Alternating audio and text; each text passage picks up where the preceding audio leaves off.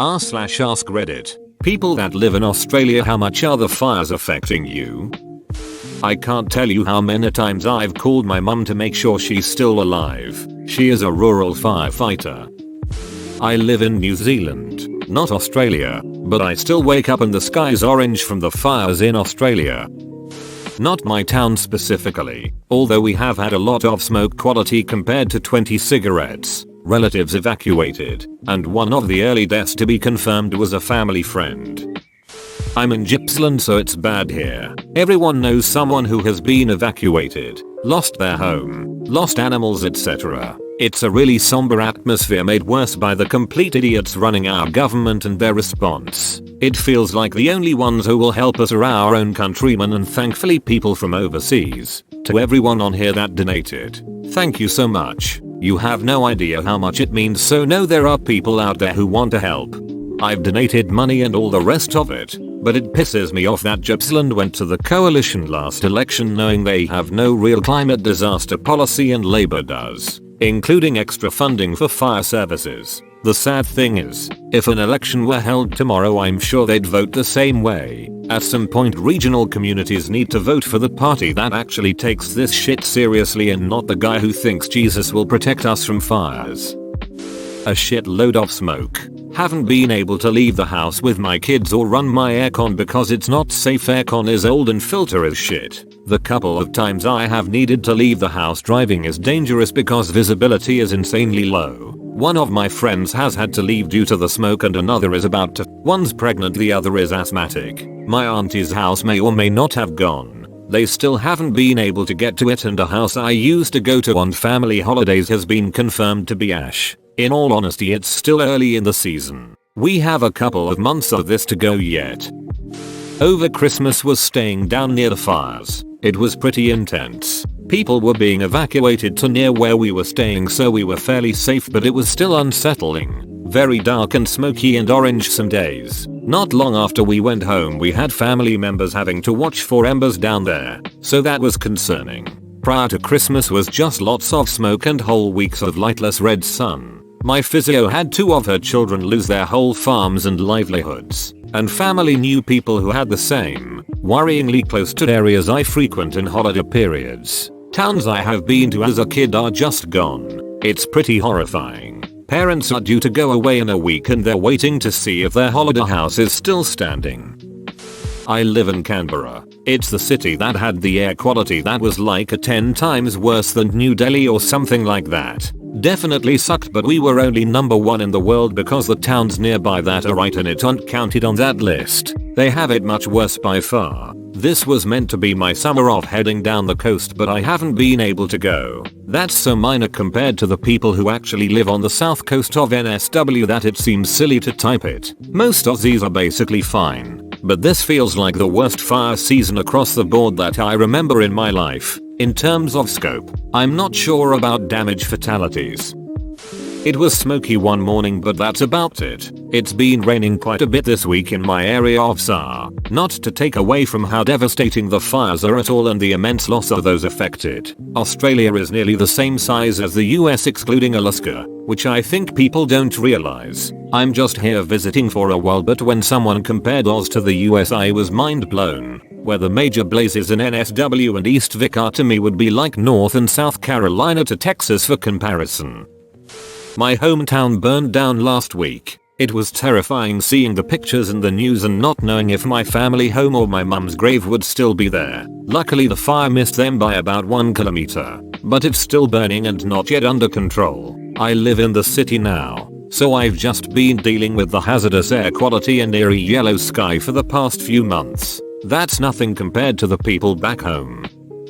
My city has been covered in smoke on and off for nearly 2 months and it's too toxic to go outside. People without air conditioners are struggling because it is very hot, but they can't open their houses up for breezes. One lady died in our city from the air quality. I feel very sad for homeless people who can't escape it. My partner's family got evacuated from their hometown and many towns and houses around them have been destroyed by fire. My family in Victoria were trapped on a beach for 2 days surrounded by fire and had to be evacuated by the Navy. Everyone around me seems to have been impacted in some way. It's been incredibly stressful and depressing in my city, and we're not even at direct risk of fires yet. There are 2 big fires quite close by. We are going to protest today because our fire service is almost entirely voluntary and our politicians are failing us on climate change. There is a very scared, sad, angry vibe around. That being said, people have also been helping each other out. Lots of people offering their houses up to people fleeing from the coast and trying to help out where possible. Trying to focus on positives, but it's hard.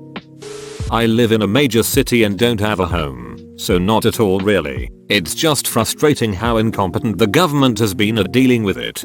American here. I know very little about the situation. Would you elaborate how the government is dealing with it and how it could be better? I'm genuinely interested. Well, the Prime Minister went to Hawaii after the fires started for a vacay.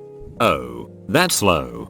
Oh, it only gets better from there. Guy went to a fire affected zone for a publicity stunt, then forced a few people to shake his hand. Got shouted out of the town. Then, recently, he announced how happy he was no one died in the Kangaroo Island. If I recall correctly, fires. 2 people died. He tried to move the meaning to no firefighters died. The 2 people who died were apparently on their way back from fighting fires. And mind, that's just the PM. The Liberal government is absolutely atrocious. They give away land and water like it's nothing. They've crippled our internet upgrade. The NBN. They're corporate. Specifically Murdoch News Co. Sock puppets. I live in an urban area of Sydney, the inner west for those familiar, so my home, or life, is not at risk from the actual fires. But I can tell you that I've never experienced this level of smoke pollution in my life. Many people are opting to wear face masks, and advice has been to stay indoors as much as possible, preferably somewhere with air conditioning or filtered air. I can tell you it's having a very real effect on people's mental health. Not being able to see the sky for weeks at a time is a shock for Australian used to the usual gorgeous blue summers we're used to. Almost everyone I know has suffered from some sort of cough, itch, or irritation. Also lots of styes in people's eyes. It's scary thinking about the long-term effects of breathing and all this charcoal will have. I guess we will just have to wait and see. Being 40 kilometers away from the closest fire and seeing burned leaves falling from the sky is unnerving. This is obviously not the worst of it, just my personal experience. I'm heading to the climate protest tonight in Sydney and I hope everyone who can does too. Edit. 40 kilometers, not 20. I live in Melbourne, so we have thankfully been spared the actual fires themselves. Although the smoke rolled in about a month ago and has been terrible since. I'm not asthmatic, but I've been having trouble breathing and I'm a fit young person. Those people I do know who are asthmatic have been really struggling on a day-to-day basis. I was in South Australia camping on the beach over New Year's with friends. At one point we were ringed in by 3 fires in every direction. While none of these fires posed an immediate threat as they were dozens of kilometers away still, we had to be very careful on the drive back to Victoria. And at one point the smoke reduced the visibility on the highway to about 100 meters. On our last night at the beach, a gale hit us from Kangaroo Island, carrying smoke and causing ash to rain on us all night. It was an incredibly eerie and apocalyptic feeling and experience. Safe to say that we were all pretty bummed out by this and went to bed early. Beyond that, there is a general feeling of fear, unease and barely concealed rage at how these fires have developed and been handled. It's hard to know for certain what the political fallout will be from all this. But one thing that is for sure is that there is almost universal condemnation in much of Victoria for how the federal government has utterly failed in its duty to protect people and plan for this catastrophe, which was seen a long way out. The Prime Minister, Scott Morrison, is almost universally loathed for his decision to abandon the country during the unfolding crisis, amongst other terrible gaffes. People here want real solutions to climate change and proper support for our emergency services, and none of that has been forthcoming from this government so far. Honestly, on half of my state at one point had extreme fire and smoke danger while the other side was extreme thunderstorm warning. I'm so confused but also really disappointed at how much the government is doing for them. I also really have so much respect for those whose houses are burnt or burning or have been evacuated, and those who are volunteering as firefighters. I'm protesting tonight. I have a good mate fighting the fires on Kangaroo Island and I'm worried about him. We are advised to minimize our time spent outdoors and not to do any exercise due to the smoke. I woke up in a panic this morning as I smelt the smoke. Nothing was burning. It's just so thick. This morning it was raining ash and embers on my house and car. I'm incredibly far away from the fire site. The local business are ducked as people are cancelling bookings, not entering the fire danger area. It's not good for a lot of people. I am currently 2 kilometers away from a fire. It is controlled, which is great for everyone in the area, but it is still affecting the air quality quite a lot. I know there is a massive one 7 kilometers away, which is the main problem. It's only significantly affected me a few times. I went to school a few weeks ago and the halls were full of smoke. Everyone got sent home, but majority of people didn't come in the first place. Last night I woke up and came downstairs to my sister because of the strong smell of smoke, and she said it smells like a bonfire. There have been many other similar situations, but they are all to do with the air quality. For me, the fires have just been a big irritation. I do know lots of people who have been in dangerous situations because of it though, mainly trying to protect their farms and families' homes. It's pretty alright in Melbourne. We've had a few smoky days, but nothing like what a lot of the rest of the country is facing.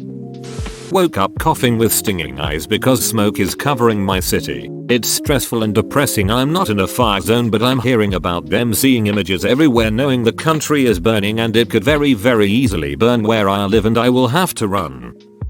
Volunteer firefighters are losing their jobs because they can't work due to fighting fires. Our government aren't compensating them either. They're expecting individual companies to give out paid leave, which isn't happening for most people. Our PM doesn't give two shits about anyone who's dying or fighting. This country is a ducking joke.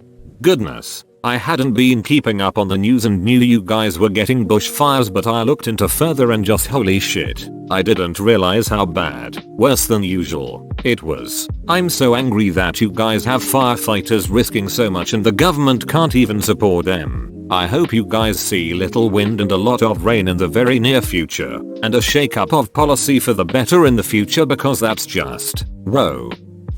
I live in the Adelaide Hills and had to evacuate for about a week just before Christmas due to the fires. Luckily they went away from us. No, so lucky for the towns in that direction. Had to evacuate twice more since due to other fires flaring up, so mostly just an inconvenience for me, my family, compared to those in the towns hit here or the poor bastards over on KI or in Vic and NSW. Not due to the fires, but the drought that led to these fires caused the company I previously worked for to shut down. That is the other thing. No one is discussing the unending drought we are currently experiencing. Queensland is bone dry and towns have run out of water. Still waiting for my school to burn down. How's the gaming going? I've noticed my local grocery store is low on bread and their prices for some foods are higher than usual. I was wondering how long it would take to start affecting the food supply. Food is scarce. They've hiked up the prices a lot. $5 for a loaf of bread. I live near Kangaroo Island. Last night at 12:30 am I was out of water and was extremely hot. Went to leave my room and as soon as I did I got this huge hit of smoke-filled air. Like, after a fire pit has been out for an hour and you get a rash smell. I just joined the CFS, so I'm keen to do my part. But this is crazy since I predicted it'd be bad this year, but I didn't think this bad. Where I am, the air pollution is just really bad. We have had some false alarms, but other than that we're okay. The closet fire to me is probably one of the most damaging one.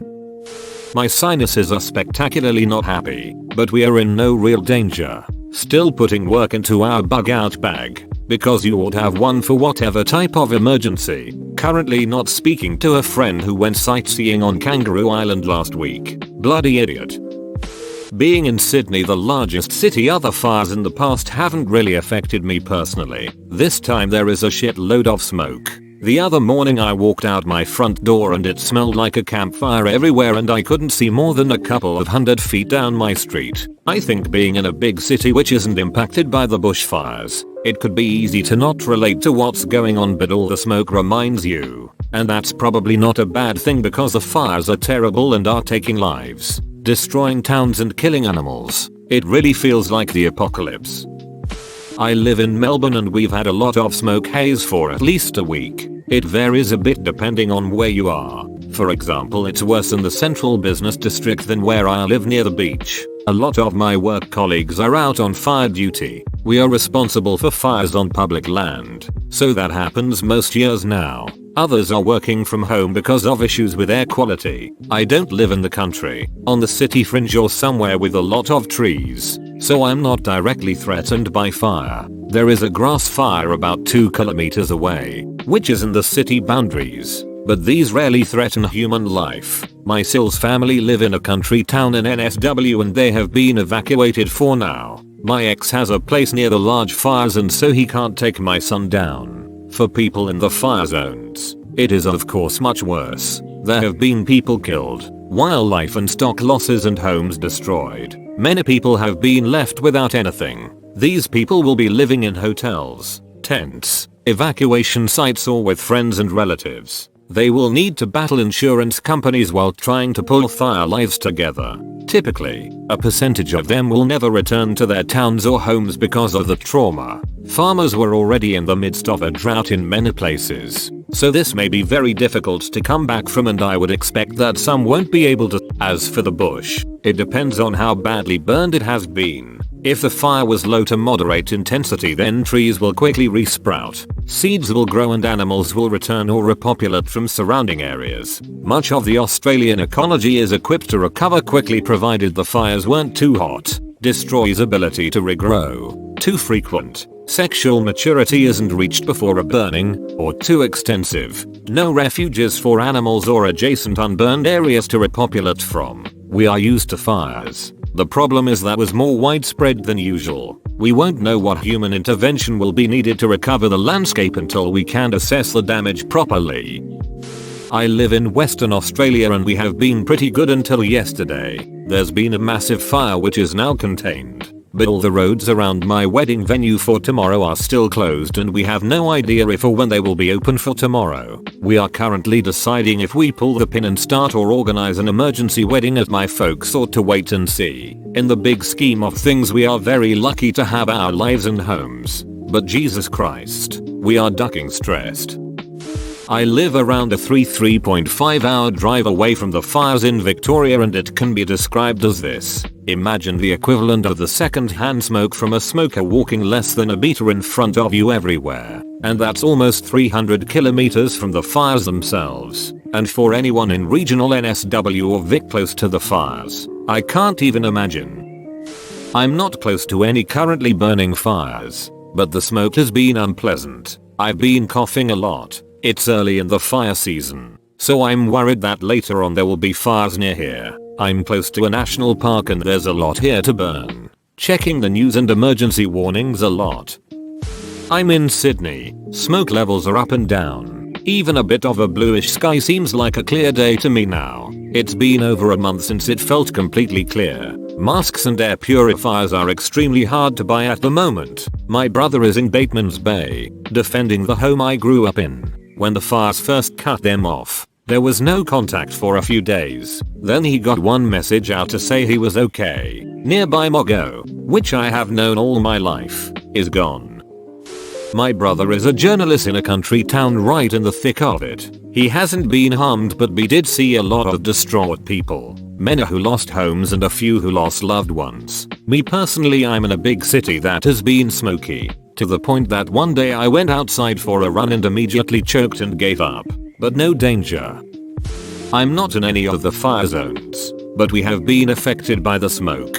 I worry about my mother who has respiratory and heart conditions which can be exacerbated by said smoke. I'm thankful we have so many amazing volunteers who have stood up when needed. I'm humbled by the generosity of those who have donated so much in the face of such tragedy. I'm disgusted by our feckless Prime Minister and the actions of our climate change denying members of Parliament. I'm devastated by the loss of life and property, and of our flora and fauna on such a catastrophic level. Generally though, I'm anxious. Our fire season hasn't even reached its peak yet. I hope no one else has to go through such terror. And is this what we are leaving future generations? Months of never-ending fires and devastation? Will our country learn from its mistakes, or will we continue to bury our heads in the sand and ignore the threat of climate change? We must do better, but only time will tell if we do.